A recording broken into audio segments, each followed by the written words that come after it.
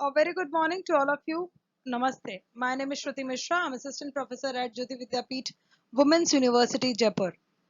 I'm going to take up the subject that is International Human Resource Management, and today we're going to study the approaches of international recruitment.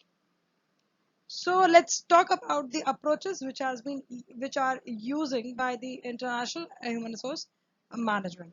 So the first approach is Ethnocentric Approach. Ethnocentric approach means when a company follows the strategy of choosing only the citizens of the parent company to work in the host company or if work in the host nation, it is called as an ethnocentric approach. Like for an example, if I talk about the Google, which is the basic the parent nation is uh, USA, and if it is working in India, and if it is they have opened one office in India, that will be called as a Google India, right? So if they open the office Google India, so that key positions will only be filled by the US personals or US people. So that is an ethnocentric approach. The recruitment process in this method involves four stages. There are four stages in this method: the self-selection, creating a candidate pool, technical skill assessment, and making a mutual decision. So self-selection involves the decision uh, by the employee about the future course of action in the international arena. In the next stage, the employee database is prepared according to the manpower recruitment of the company for the international operations. Then the database is analyzed for choosing the best and the most suitable persons for the global assignment, and this process will be called as a technical assessment. Now finally, the fourth process is called as the best candidate is identified for the foreign assignments and set and sent abroad for with his consent.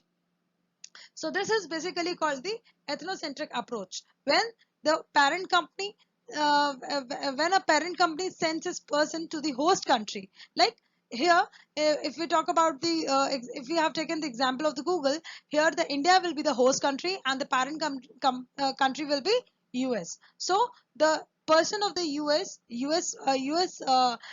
official will come to India, and they will going to hold a key position in the Google India, that will be called as an ethnocentric approach. So there are four stages we have studied. The first one is candidate self-selection, candidate creating a candidate pool, technical skill assessment, and last one is making a mutual decision. Now let's talk about the polycentric approach. The polycentric approach, when a company adopts the strategy of limiting the recruitment to the nationals of the host country, it is called a polycentric approach. The purpose of adopting this approach is to reduce the cost of the foreign operations gradually. Even those organizations which initially adopt the ethnocentric approach may eventually switch over to the polycentric approach. So in the polycentric approach, basically, as we have taken the example of the Google India, so Google in polycentric approach, what they will going to do, they will going to hire the local people, right? They will hire only Indians, so that will curtail their cost as well. That will improve the local connections with the company. And basically some of the company which are using, or which has been in a long period of time, they are using the ethnocentric approach, eventually they switch over to the polycentric approach. So the polycentric approach uses the native of the host country to manage the operations in their country. So like the Indians are managing the operations of the Google India. So in the country, and the native of the parent country to manage their home office. For the example, the Australian parent company uses the natives of the India to manage the operations of the Indian subsidiary, right? So the natives of the Australia manages the home offices. Now let's talk about the geocentric approach. When a company adopts the strategy of recruiting the most suitable persons for the position available in it, irrespective to the nationalities in the is the called as a geocentric approach. So basically, the geocentric approach means when you find that when you find that when your basic priority is to find the person who is most suitable for the job, or who is most suitable for the particular position, irrespective to the which nation that person belongs, it will be called as a geocentric approach. So like if I talk about that the Google, so the Google is using the geocentric approach. They calls the person all around the world, right?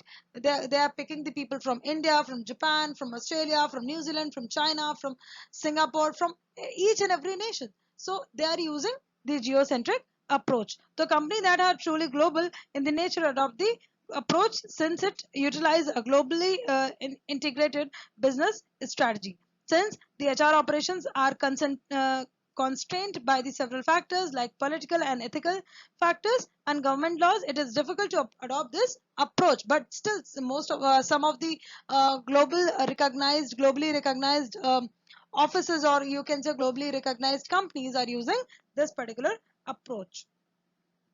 Now, last one, which will be called as a regiocentric approach. Regiocentric is basically comes from the region centric approach, so it will be called as an regiocentric approach. So a regiocentric approach is hiring or selects the management personnel from within the region of the country which most closely resembles that the host country.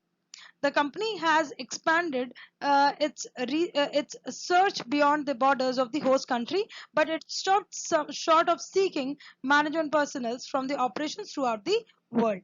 The theory behind the selection process is the nationals of the region in which the operations actually take place are better able to deal with the language, cultural problems, and then there are the managers from the outside the region. So in the regiocentric approach basically deals with the company in which that the operation is taking place.